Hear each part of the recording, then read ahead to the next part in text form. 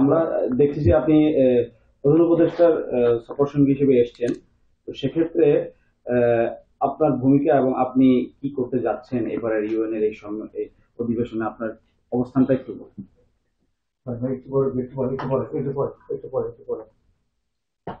বাংলাদেশের একজন Nobel laureate ইউএনএ বক্তৃতা রাখবেন, গুরুত্বপূর্ণ ভূমিকা রাখবেন, সেটা তো আমাদের সকলের জন্যই গর্বের বিষয়। আজকে সকালবেলায় ক্লিন্টন ইনিশিয়েটিভে যখন গেলাম, তখন প্রথম অধিবেশনেই চেলসি ক্লিন্টন, হিলারি ক্লিন্টন দুজনই প্রফেসর ইউনুসের কথা বললেন। ম্যাট ডেমন সেখানে ছিলেন, সেখানে তিনি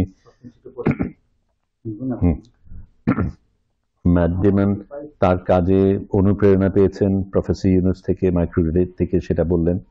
তারপরে মারিয়া রেসা যখন কথা বললেন, আমার পুরনো বন্ধু নোবেল লরিয়েট, তিনিও কিন্তু প্রফেসর ইউনুসের কথাই বললেন। কাজে প্রফেসর ইউনুস যে এই অধিবেশনে খুব গুরুত্বপূর্ণ ভূমিকা রাখছেন সেটা নিঃসন্দেহে, কিন্তু আমাদের আলাদা একটা ভূমিকাও রয়েছে। এবার এই অভ্যুত্থানে আমরা একেবারে সরাসরি জড়িত ছিলাম, কিন্তু তারপরে পরেই গ্রিকে আমরা কার্টুনের একটা প্রদর্শনী করি, এবং এখন একটা আলোকচিত্র প্রদর্শনী চলছে, দুটোই আন্দোলনকে কেন্দ্র করে।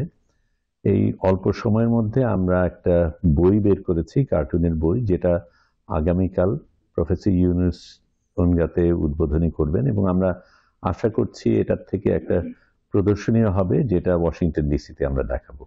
কাজে এগুলি কিছু জিনিস রয়েছে, তবে তার বাইরে বাইল্যাটারাল অনেকগুলি গুরুত্বপূর্ণ মিটিং রয়েছে, সেগুলিতে আমরা যে যার জায়গা থেকে থাকবো। আমি তো আমার নিজের জায়গায় সাংবাদিকতা এবং সংস্কৃতি, শিক্ষায়, তিনটা এলাকায় আমি কাজ করি। সেই তিনটা এলাকাতেই গুরুত্বপূর্ণ কয়েকটা অধিবেশন রয়েছে, যেটা হয়তো হবে না, কারণ সময়টা এত কম। যেটা হওয়া দরকারই ছিল, এবং আমরা তারপরেও চেষ্টা করব যদি করতে পারি, সেটা হচ্ছে বড় বড় গার্মেন্টসের যে কোম্পানিগুলি আছে তাদের সাথে প্রফেসর ইউনুসের একটা মিটিং হওয়াটা খুব জরুরি আমরা মনে করি। এটা প্রফেসর ইউনুসের শিডিউলের মধ্যে আটানো যাবে কিনা আমরা জানি না, কিন্তু সেটা এখন আমরা চেষ্টা করছি। ওয়াশিংটনে আপনারা কবে নাগাদ করবেন এবং কি কি বিষয় থাকবে? ওয়াশিংটনের তারিখ এখনো ঠিক হয়নি, উইলসন সেন্টারের সাথে আলাপ চলছে, কারণ ওখানে আমরা থাকাকালীন হবে না, এত অল্প সময়ের মধ্যে হবে না। কিন্তু এখন আমরা প্রস্তুতি নিচ্ছি, এবং শিমু নাসির, ইয়ার্কি শিমু নাসির, যিনি এই কার্টুন বইটার এডিটোরিয়াল বোর্ডে ছিলেন, উনিও মাত্র পৌঁছেছেন। উনি ওয়াশিংটন ডিসিতে চেষ্টা করবেন। যোগাযোগগুলি করা হয়েছে, কিন্তু সামনাসামনি আলাপ না করে বোধহয় বলা যাবে না। কালকে আমরা যতটুকু জানি যে মার্কিন প্রেসিডেন্ট জো বাইডেনের সাথে বৈঠক রয়েছে, আপনি কি এই বিষয়ে কিছু জানেন বা এই বিষয়ে কি তিনি কোনো আলোচনা করবেন কিনা? আমি যতদূর জানি আলাদা একটা দ্বিপাক্ষিক বৈঠকও রয়েছে, সেটা আলাদাভাবে হবে। কিন্তু কালকে যেটা হচ্ছে, শিডিউলটা বদলাচ্ছে, কাজে আমি সরাসরি বলতে পারি না, কারণ একটা সময় ছিল, তারপরে শিফট করেছে। দুজনেরই শিডিউলটা খুব টাইট, কাজেই যেই আশা বাংলাদেশের সাথে মার্কিন এই সম্পর্কটা কি হবে সেটা নিয়ে ভাববার বিষয়। তবে আমার আজকে ক্লিন্টন ইনিশিয়েটিভে একটা অবজারভেশন ছিল, যে চেলসি ক্লিন্টন আজকে তখন বললেন, যেখানে মানসিক রোগীদের নিয়ে কথা বলছেন, মানসিক মেন্টাল হেলথ নিয়ে যে আলাপগুলি চলছিল, সেখানে তিনি বলছিলেন যে তারা গাজার মানে বাচ্চাদের জন্য তারা ট্রমা সাপোর্ট দেবেন। আমার অবাক লাগছে, যেই দেশ ওখানে জেনোসাইডের জন্য বোমা ফেলছে, বোমা কেনার জন্য পয়সা দিচ্ছে, সেই দেশই আবার মেন্টাল হেলথের জন্য কি করছে, এটা দেখে আমার অবাক লাগলো। এই জো বাইডেনের সাথে এই বৈঠকটা নিয়ে ব্যাপক আলোচনা, জল্পনা কল্পনা, নানান গুজব চলছে। এটা আসলে কতটুকু গুরুত্বপূর্ণ আপনি মনে করেন? কেন গুরুত্বপূর্ণ? 5 আগস্ট এই বৈঠকে কোনো আলোচনা হবে? যেই আলাপগুলি হওয়া দরকার সেটা হচ্ছে লম্বা মেয়াদে এই দুই দেশের সাথে সম্পর্কটা কি। আমি রাজনৈতিক বিশেষজ্ঞ না, কাজে আমার এটা নিয়ে বলার কোনো কিছু নেই, কিন্তু এটা অবশ্যই গুরুত্বপূর্ণ যে আমেরিকার মতন একটা শক্তিশালী দেশ, তার সাথে আমাদের সম্পর্ক কি থাকবে সেটা নিয়ে আমাদের ভাবারই দরকার, এবং নিশ্চয়ই যারা এই ব্যাপারে বিশেষজ্ঞ তারা সেটা নিয়ে ভাবছেন।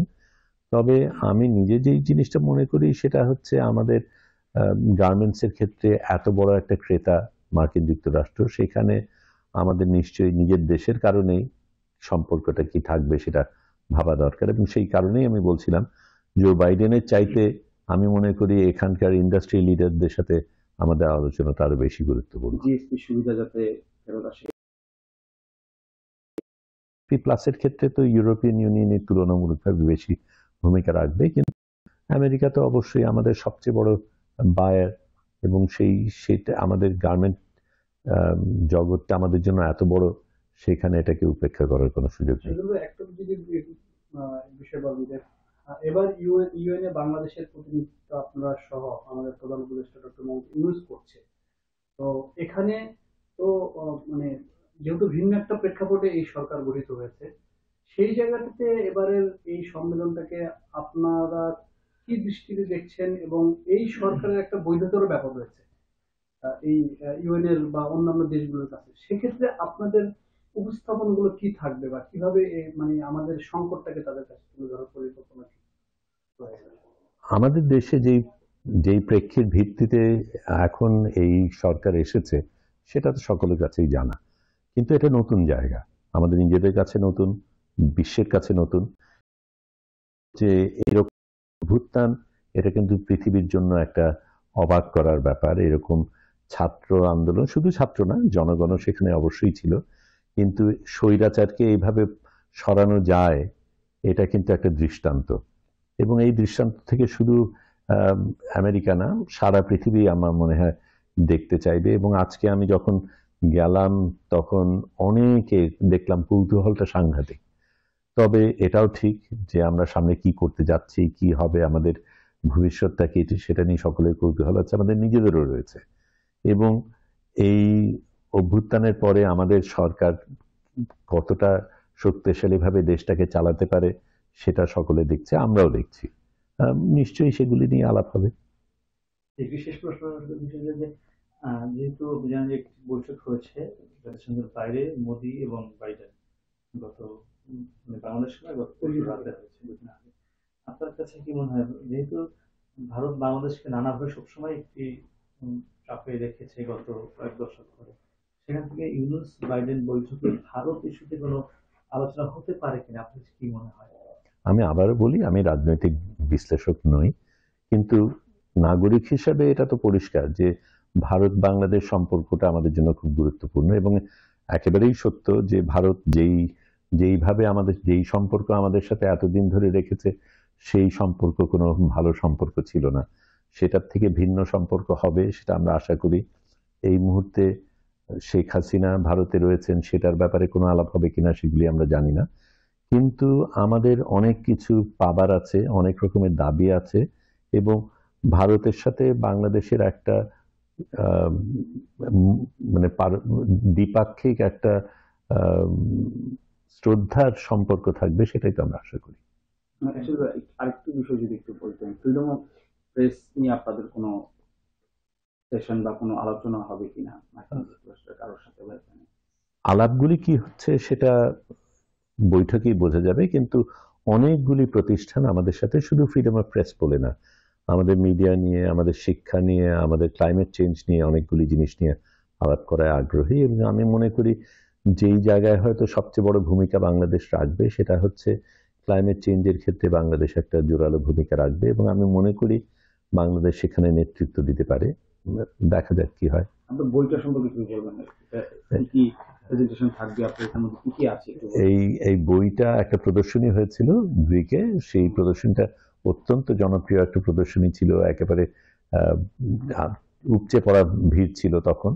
কিন্তু এখানে এই পুরো আন্দোলনের জুলাই মাস, অগাস্টের 5 এবং তারপরেও যে সময়গুলি, সেগুলি নিয়ে আমাদের যেই কার্টুনিস্ট কাজ করেছেন তাদের কাজ দেখানো হয়েছে। এটা অবশ্য ঠিক যে অনেক কার্টুনিস্ট এই সময় করেননি কাজ, অনেক শিল্পী চুপ ছিলেন, সেটাও একটা চিন্তার বিষয়। কিন্তু যেই শিল্পীরা কাজ করেছেন তাদের কাজ নিয়ে, এবং অধিকাংশ ক্ষেত্রে নবীন শিল্পীদের কাজ নিয়ে এই কার্টুন প্রদর্শনীটা করা।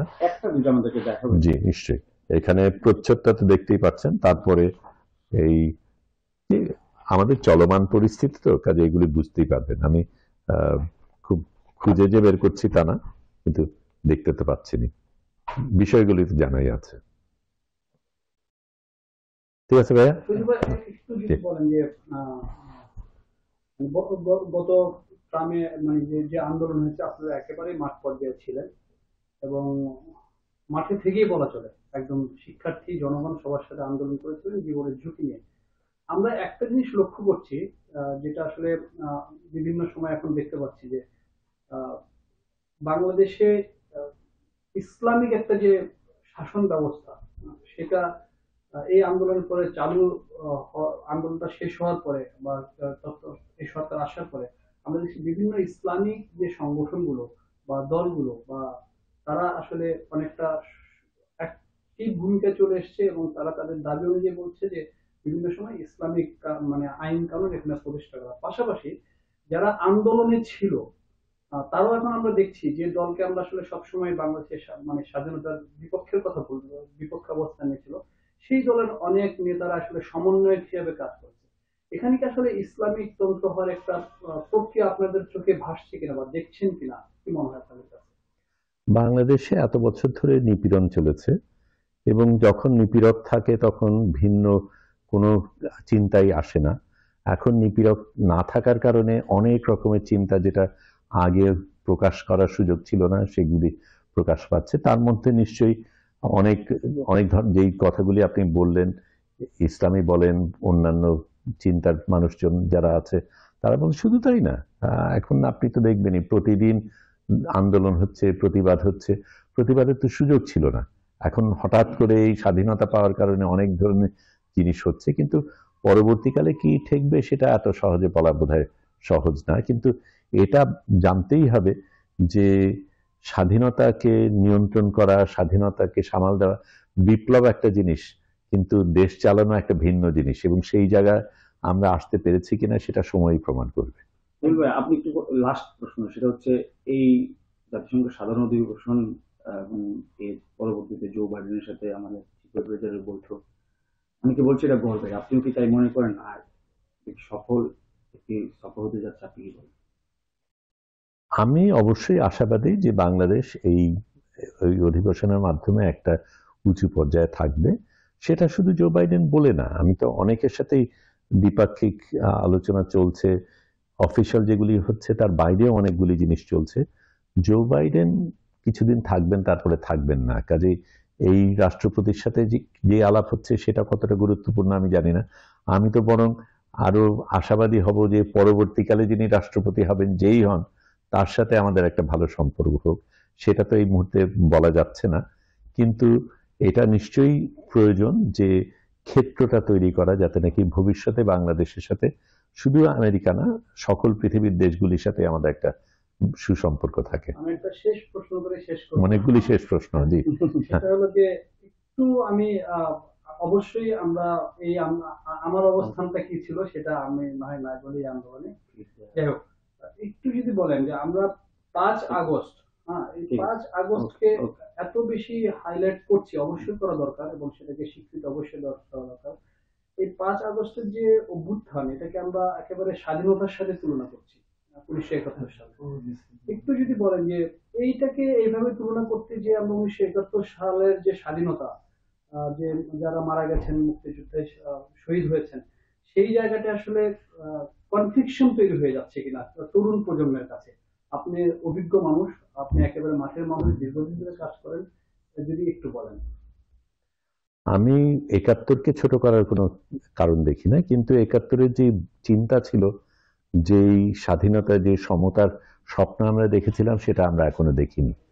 5ই আগস্ট যদি আমাদের সেই সমতা এনে দেয়, তাহলে এক অর্থে 71-এর আকাঙ্ক্ষাই পূরণ হবে।